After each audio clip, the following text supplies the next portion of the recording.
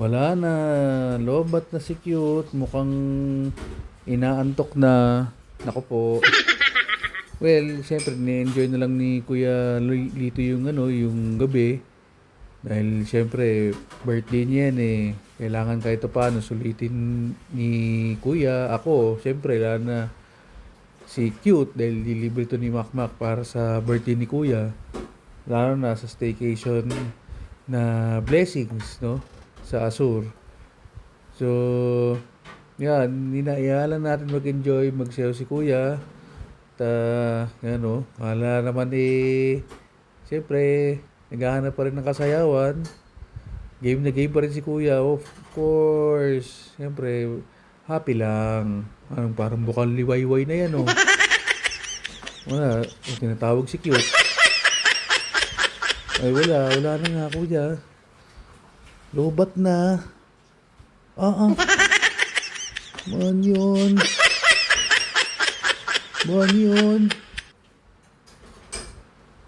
Matindi talaga matindi ka talaga, Kuya, no? Oo nga. Opo, ano kaya yan? Ay, ako, Kuya.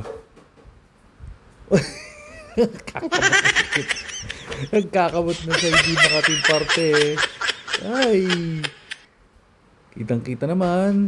Ako po, naku po, wala. Lobat na talaga si Cute, Kuya. Kitang-kita. Kuya. No, sama pang bae pa ba? Talaga naman. Opo, wala ka naman, Kuya. Wala ka naman, basta ikaw. Game na game yan, ano ba? Kuya, si Cute. Si Cute, nagmamadali na. Okay. Ay, naantok na nga eh, nag-aaya na oh. Oh, nag-aaya na. Oh, yun nga. Tara na nga daw. Awoo! Yun nga, opo, bye-bye na daw. Wala. Oo nga.